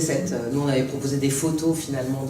de travailleurs des parcs, mais quand ils nous ont proposé cette couverture aux presses de Chicago, puisque c'était une manière de les re-rendre visibles. Donc, alors, peut-être repartir de la première question, comment penser ces rapports sociaux au niveau des associations, des fondations et les liens de subordination en fait, que les salariés associatifs peuvent avoir avec les allocataires de l'aide sociale. En fait, il n'y a pas une seule manière de répondre à ça, parce qu'il y a des modes de répartition de ces différentes catégories de travailleurs qui ne sont pas les mêmes dans ces différents... Il n'y a pas deux parcs de New York où on va retrouver la même division du travail. Donc, typiquement, si on reprend Central Park, à Central Park, on a essentiellement des salariés associatifs, beaucoup de bénévoles, donc organisés en grande partie par l'association elle-même, soit dans des programmes très larges où on vient un week-end et on ne vient pas la semaine d'après, soit dans ces programmes donc, de zone assistant que je présentais, qui sont effectivement une inscription véritablement dans la division du travail et dans l'organisation du travail sur une zone du parc. Et puis, on a toute une partie du parc qui est restée nettoyée par les fonctionnaires municipaux. Donc, il y a un coin du parc qui est un coin public, en fait, où il reste des fonctionnaires municipaux. Et ils ne se mélangent pas avec les salariés associatifs. Et là, on va trouver des allocataires du workfare, mais qui ne seront pas du tout sous la supervision des salariés associatifs. À Prospect Park, c'est pas du tout la même chose. À Prospect Park, la division du travail mélange les différents statuts. Donc on va avoir des allocataires de l'aide sociale qui vont être sous la supervision des salariés associatifs, qui seront eux-mêmes sous la supervision des fonctionnaires municipaux. Donc on mélange là les hiérarchies sociales. À Bryant Park, il n'y a aucun allocataire de l'aide sociale, il n'y a plus de fonctionnaires municipaux, il n'y a plus que les salariés de Bryant Park, ils ont décidé de...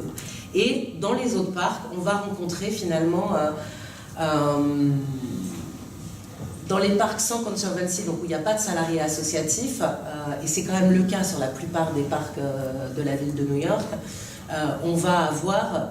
ces allocataires de l'aide sociale qui sont supervisés directement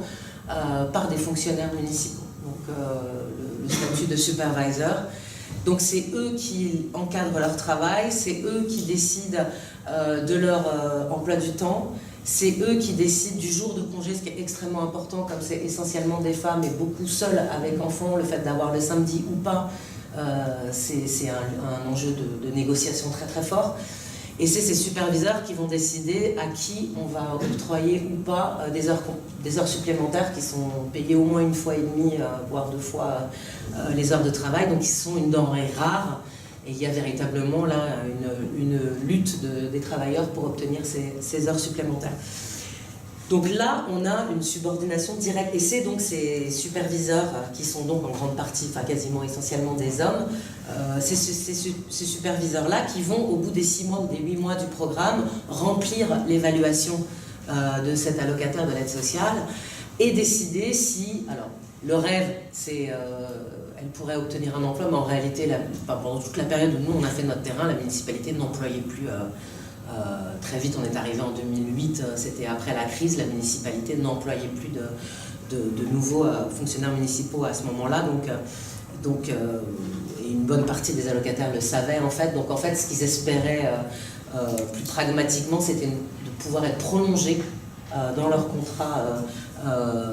transitionnel, et donc ils peuvent obtenir une prolongation de 6 mois s'ils sont bien évalués par leur superviseur. Donc il y a vraiment un encadrement à la fois au quotidien dans les conditions de travail et les conditions matérielles d'organisation du travail, et évidemment sur l'issue, sur quoi pourrait éventuellement déboucher ce programme-là, qui est vraiment dans les mains directes des superviseurs. Ce qui donne un système de faveur qui est réparti enfin,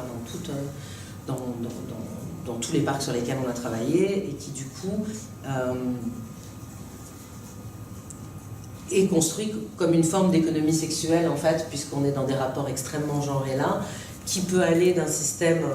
dont on rencontre dans le bouquin de cette jeune allocataire de 19 ans qui dit en fait, moi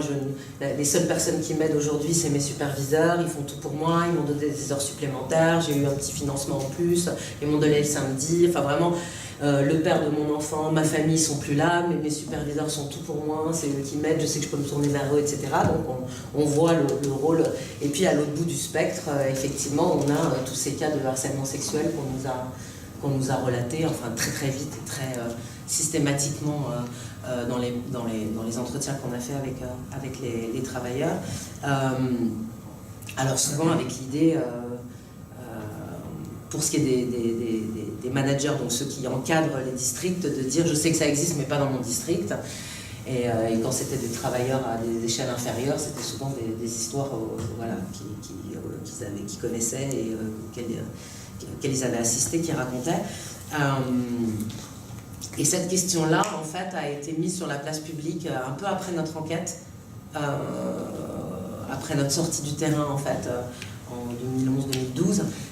par un article de presse du Daily News, en fait, qui a publié un article un peu à scandale, mais en montrant qu'il y avait des soirées de strip dance dans les maisons des parcs qui étaient organisées et qui étaient monnayées effectivement par des heures supplémentaires, des meilleures conditions de travail, etc. Donc ça a été mis sur la place publique par ce journal. Ce qui fait que quand on est revenu sur le terrain en 2014, tous les très hauts fonctionnaires municipaux, responsables de Conservancy, ou même au niveau syndical qui avaient eu du mal à nous en parler directement ou qui nous en avaient parlé à couvert, là tout le monde parlait de ça et tout le monde était dans cette idée que oui, on avait mis en place des politiques pour lutter contre ça, etc. Voilà, mais du coup on a fait un petit papier avec John il n'y a pas très longtemps interpellant en fait la municipalité sur quand c'est aussi endémique, aussi systématique et aussi connu par tous les travailleurs, est-ce que c'est pas une forme de gestion finalement publique de la force de travail, et on l'a publié dans le Daily News. Moi j'ai proposé plutôt le New York Times, mais John a dit non, on va le publier dans le Daily News, et de fait ils l'ont accepté tout de suite, le Daily News, puisque ça faisait écho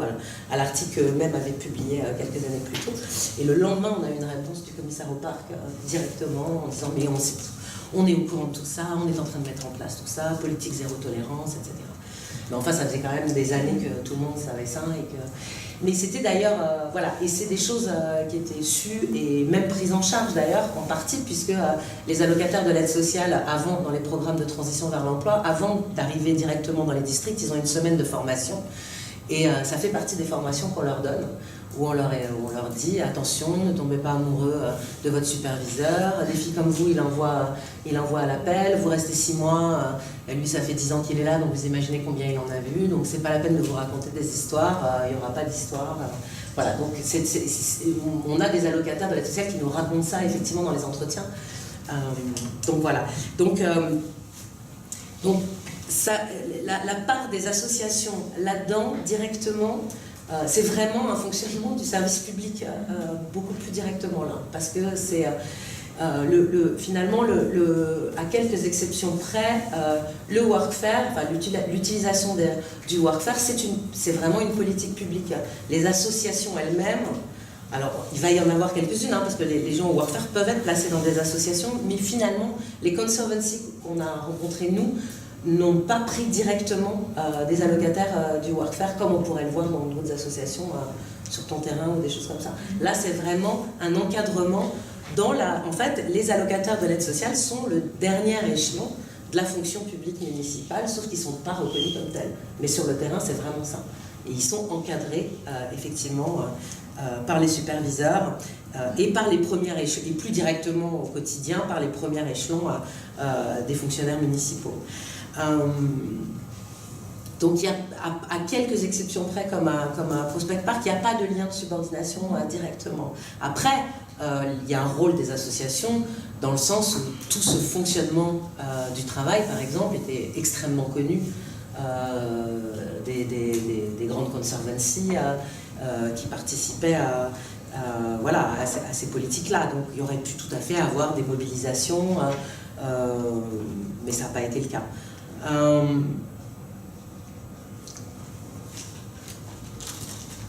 Et là où elles vont jouer un rôle aussi sur cette question des rapports sociaux, les associations, peut-être plus directement, c'est dans ce que j'évoquais tout à l'heure, non pas dans la subordination, mais dans la séparation des travailleurs. Dans cette idée qu'on ne va pas mettre côte à côte les bénévoles qu'on a réussi à faire venir et les allocataires de l'aide sociale qui travaillent dans le parc si jamais on en a. Donc il y a toute une construction comme ça de qui est visible, qui ne l'est pas, avec un discours parfois extrêmement dur de ceux qui gèrent la ressource humaine bénévole à l'encontre des allocataires de l'aide sociale, avec un discours de tous ces chefs d'entreprise ou ces femmes philanthropes qui viennent donner du temps pour nettoyer mon parc, je vais quand même pas les mettre à côté de ces femmes qui restent sur leur banc à consulter leur téléphone, à pas faire leur boulot. C'est pas possible que je leur montre ça. Donc il y a vraiment un cloisonnement en fait de la population qui est extrêmement forte, qui fait que en fait les bénévoles sont beaucoup moins en contact des autres catégories de travailleurs. Là où les allocataires de l'aide sociale sont vraiment intégrés dans la division du travail public et dans la hiérarchie du travail public, comme le dernier échelon, en fait, l'échelon le plus bas, les bénévoles vont être maintenus finalement un peu à part, aussi bien à part ce cas de ce que j'évoquais du programme de Central Park, mais aussi bien dans la division du travail que dans les tâches qu'on va leur donner aussi, où on va les mettre sur certaines tâches particulières dans lesquelles ils ne seront pas forcément en contact ni avec les fonctionnaires municipaux, ni avec, sauf peut-être un qui les encadre, ni avec les allocataires de l'aide sociale. Donc c'est une espèce de population, et ça renvoie un peu à la question que tu posais de comment finalement on les gouverne, et comment on les gouverne sur le terrain. L'idée, nous, on l'a senti d'ailleurs, c'était intéressant de s'engager comme bénévole aussi pour voir justement la manière dont on nous proposait de travailler, ce qu'on nous proposait de faire et à quel rythme. Nous, on était plein de... Quand on a nettoyé, par exemple, cet escalier à Brooklyn, on était plein d'énergie avec John, on était prêt à faire ça pendant des heures. Quand on avait fait nos 3 heures d'entretien, je crois qu'on le raconte dans le bouquin, 3 heures de nettoyage de l'escalier, tout d'un coup, il y a quelqu'un qui arrive en disant « Oh là là, il y a eu lieu d'avoir un pique-nique dans le parc, il y a un endroit vraiment dégueulasse, il faut aller le nettoyer. » Et donc nous, on se propose... On s'était engagé pour nettoyer le parc, mais on se propose finalement au coordinateur du bénévolat pour dire nous on peut venir vous aider et tout. Il dit non,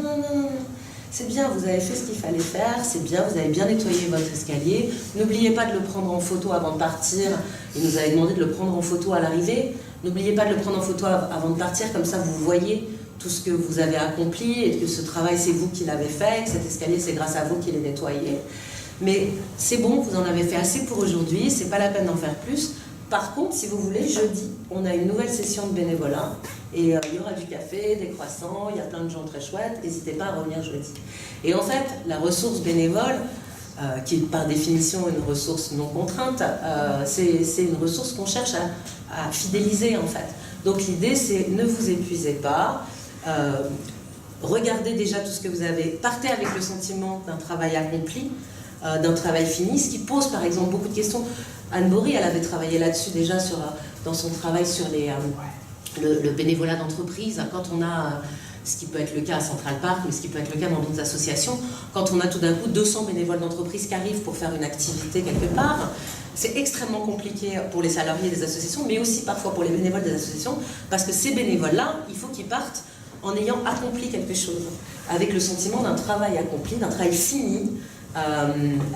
et c'est comme ça qu'ils reviendront. Donc il y a cette logique-là. Donc typiquement, on va leur proposer de nettoyer une parcelle du parc particulière. Donc on va envoyer tous les bénévoles sur une parcelle du parc en disant quand ils auront, dans 3 heures, ils auront tout nettoyé. Ou on va les envoyer repeindre tous les bancs du parc à tel endroit. Donc on les met sur des tâches qui peuvent leur donner le sentiment du travail accompli, dont ils voient tout de suite effectivement la valeur ajoutée, et qui peuvent leur donner envie de revenir. Donc il y a cette idée d'une fidélisation. Avec les allocataires de l'aide sociale, ça ne va pas du tout être le même mode de mobilisation des travailleurs, parce qu'eux, ils sont là, ils sont contraints, ils sont là pour un nombre d'heures par semaine, ils sont obligés d'être là, ils sont encadrés, etc. Par contre, on arrivera à attirer beaucoup plus d'eux si on les tient par la croyance, c'est-à-dire la croyance qu'ils vont se faire repérer, que ce qu'ils sont en train de faire, finalement, eh ben, ça va les distinguer des autres, et que s'il y a un boulot ou une prolongation, ben, ce sera eux qui vont le remporter. Donc cette idée que finalement, il faut se faire voir comme bon travailleur, comme travailleur qui n'hésite pas. Cette jeune allocataire là, de 19 ans dont je parle, elle n'arrête pas de me dire, moi, tout le monde le dit, je suis une bosseuse, tout le monde dit, ah, Jamie, elle travaille dur, tout le monde me reconnaît comme travailleuse. Donc il y a cette idée de se distinguer finalement.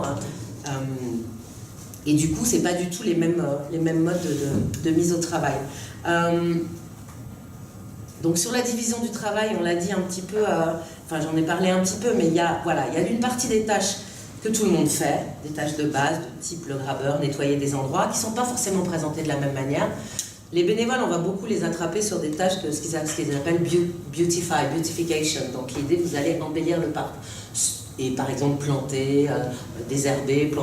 Sauf que pour faire ça, il faut d'abord nettoyer le parc. Donc de toute façon, ils vont passer au travail de nettoyage basique, avec le sac poubelle et la pince, quel que soit ce qu'ils vont faire dans le parc, ils vont le faire. Mais on ne leur présentera pas forcément ça comme une fin en soi. On peut le faire à certains moments, quand c'est des grandes opérations comme ça, ou sur des parties du parc particulières. Mais sinon, on va beaucoup les associer à des idées d'embellissement du parc.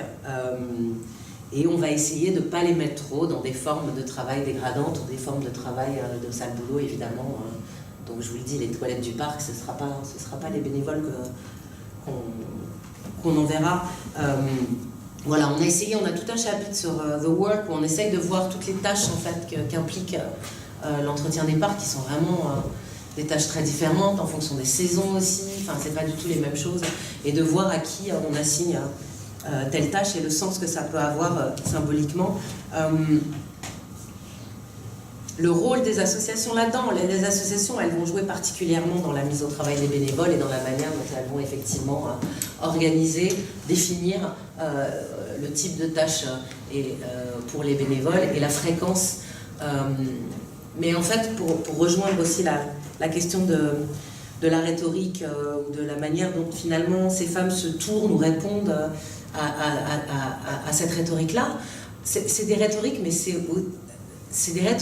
aussi des pratiques, quoi. C'est assez surprenant parce que quand on interroge les bénévoles sur pourquoi ils le font, ils ont tout un discours sur pour rendre à la citoyenneté, pour rendre à la communauté, c'est important, je suis investie dans mon quartier, moi j'ai eu beaucoup de chance, mais c'est normal, ce parc j'y passe tous les jours, donc à un moment donné, donc il y a un discours qui est construit, mais quand on leur demande comment ils en sont arrivés, on voit qu'il y a vraiment des processus qui sont mis en œuvre, et typiquement ce partenariat pour les parcs va recruter en fait les gens dans les quartiers. Donc en fait, on se rend compte qu'il y a véritablement des démarches qui sont mises en œuvre avec des gens de Partnership for Parks qui vont dans les quartiers, recruter des gens qui sont déjà engagés sur d'autres activités, par exemple, dans le quartier, en leur disant « Ah bah tiens, vous, il paraît que vous faites des choses, ou il y a quelques années, vous aviez fait des choses au niveau de telle cause dans le quartier, est-ce que vous n'avez pas envie de vous engager aussi pour les parcs? Vous n'êtes pas obligé de créer une association tout de suite, vous pouvez faire ça avec quelques voisins, et si vous voulez récupérer un peu de financement, pas la peine de l'institutionnaliser tout de suite. Nous, Partnership for Parks, on peut récupérer des financements pour vous, on les gère pour vous. Donc il y a un soutien logistique extrêmement fort, il y a d'abord un ciblage des personnes, un soutien logistique extrêmement fort et une construction petit à petit de l'institutionnalisation avec cette idée à un moment donné qu'on peut vous aider aussi si vous voulez institutionnaliser la chose. On a des jeux concours, on a des soutiens logistiques pour vous apprendre à monter un site web, enfin voilà. Donc il y a toute une infrastructure, une offre finalement de services qui est proposée une fois que les personnes sont repérées, qui amène petit à petit à ce que ça se structure et peut-être à terme que ça devienne une conservancy. Il y a un peu cette idée-là d'un processus, même si toutes les associations de bénévoles n'ont pas forcément envie de se transformer en conservancy. Donc voilà. Après, sur ce qui est la manière de la rhétorique en tant que telle, la place qu'elle prend, alors moi, cette rhétorique, cette dimension d'éthique civique un peu du travail, qui aux États-Unis passe beaucoup par l'idée de rendre à la communauté et que j'ai retrouvé beaucoup en France quand j'avais travaillé sur le bénévolat avec cette notion d'utilité sociale. C'est pas les mêmes termes qui ça s'inscrit pas dans les mêmes termes, ça s'inscrit pas dans les mêmes définitions du bon citoyen, du citoyen travailleur. J'avais travaillé un peu là-dessus finalement dès ma thèse et puis après sur l'idée que finalement le bon citoyen en France c'est celui qui a une utilité sociale, donc ça renvoie aux travaux de Castel sur finalement c'est celui qui n'est pas inutile au monde, donc qui prouve finalement son utilité sociale. Le bon citoyen aux États-Unis, c'est celui qui rend à sa communauté avec cette dimension de l'éthique protestante qui dit enrichissez-vous tant que vous voulez, mais à un moment donné il faut rendre les talents qu'on vous a donnés, il faut en rendre un peu. C'est la parabole des talents qui est quand même extrêmement centrale dans cette éthique civique du travail aux États-Unis, avec cette idée que Dieu donne des talents aux uns et aux autres et que quand il repasse, il faut avoir fait fructifier ces talents pour pouvoir lui rendre. Ça va être laïcisé après par Franklin qui va avoir tout un discours autour du give back to the community, donc c'est plus, on rend plus à Dieu et on rend pas forcément non plus à la religion, mais on rend à sa communauté autour. Et ça, c'est un discours que, voilà, de la même manière que quand on interroge des bénévoles en France, à un moment donné, ils disent, je sais pas, en fait, je voulais avoir une utilité sociale, je voulais être utile, je voulais me sentir utile aux autres, On va retrouver ce discours-là, effectivement, très fort I wanted to give back to the community, c'est un peu l'expression clé et la dernière expression qui paraît comme une évidence, finalement, dans la bouche des bénévoles américains. Mais ce qui est intéressant, c'est que ce discours-là, on l'entend aussi chez les allocataires du workfare ou dans les injonctions qui sont faites aux allocataires du workfare qui est « you have to give back to the community ». Donc en fait, c'est la même finalement injonction qui est sous forme autoritaire en fait. Et pour renvoyer à la question de la résistance là un petit peu, on a un des allocataires de l'aide sociale qui a déconstruit un peu, enfin qui s'est énervé dans l'entretien en disant « give back to the community », mais moi on me rend quoi en fait quand je fais ce boulot-là? Et il dit « j'ai été ici dans ce parc en tant que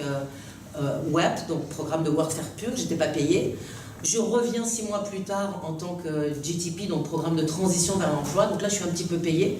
Et puis ensuite je vais repartir, et puis je vais revenir à nouveau en tant que... Donc il décrit ces cercles en fait de programme en programme dans lesquels on passe. Il critique finalement ce discours du rendre à la communauté. Il dit mais moi elle me rend quoi la ville de New York quand je fais tout ça? Donc il la critique, et en même temps qu'il la critique, il tient un discours en disant pour moi je suis un travailleur. Et il nous dit ça pendant... Il dit, moi j'ai fait ça, j'ai travaillé dans tel et tel boulot, I'm a maintenance man. Donc moi c'est mon métier de nettoyer, de faire de l'entretien. Je l'ai fait dans des entreprises privées, j'ai une formation, je gagnais tant par mois, etc. Donc moi j'ai un vrai métier, donc pour moi c'est pas nécessaire. Et en même temps il dit, mais pour d'autres qui sont au workfare dans ces programmes-là, c'est vrai que pour eux, c'est important et ça leur apprend à rendre à la communauté, etc. Donc il se distingue, en fait, il va se dissocier en lui s'identifiant, en disant mais moi j'en fais partie de la communauté des citoyens travailleurs, en fait moi je suis un travailleur, donc j'ai pas besoin qu'on me mette dans ce discours-là. Mais il y en a d'autres effectivement dans ce programme-là pour qui, je suis d'accord, c'est effectivement utile. Donc en fait il reproduit en même temps qu'il s'en distingue ce même discours de cette même rhétorique du retour de la dette quoi, par rapport à la communauté. Des formes de résistance, on en a eu finalement un petit peu dans les discours comme ça par les allocataires, toujours de la même manière, c'est-à-dire moi j'ai une trajectoire professionnelle, moi je suis un travailleur ou je suis une travailleuse, je me souviens d'une qui disait moi je m'en fous de tout ça, je suis à distance de tout ça. Moi, j'ai travaillé pendant tant d'années dans les écoles, je suis une paraprofessionnelle, je vais refaire ça après, j'en suis sûre et tout. Donc, finalement, voilà, un discours à ce niveau-là. Il y a eu des mobilisations collectives par des associations d'allocataires du workfare ou d'associations de lutte contre la pauvreté, qui se sont notamment une qui s'appelle Community Voices Heard, sur laquelle John avait déjà travaillé et dans laquelle il a été aussi impliqué à un moment donné, et qui a été une association qui a été extrêmement active et extrêmement importante pour critiquer et combattre le workfare, et notamment qui a dénoncé l'usage la substitution de travail public par le workfare, et qui en même temps, c'est assez intéressant, en même temps, quand les programmes de transition du workfare à l'emploi ont été mis en place, où les gens sont quand même un petit peu payés, ont quand même un petit peu de droits, et ben elle a lâché les combats en disant finalement pour les allocataires c'est quand même mieux que rien, c'est quand même un meilleur statut, alors qu'en réalité ils sont pas non plus complètement, enfin les problèmes principaux ou structurels du workfare n'ont pas été résolus, c'est-à-dire ni le harcèlement sexuel, ni la non-reconnaissance pleine comme travailleurs, ni les cercles ou les cycles finalement de pauvreté dans lesquels ils sont pris, etc. Mais l'association a reconnu que pour les allocataires, c'était quand même une meilleure condition que les programmes de workfare pur. Et du coup, il y a eu finalement beaucoup moins de mobilisation collective sur ces nouveaux programmes que sur les programmes de workfare, comme il y a pu avoir dans les années 90. Est-ce qu'il y a des choses à... On va peut-être... Ouais. Ouvrir la discussion. Nicolas ?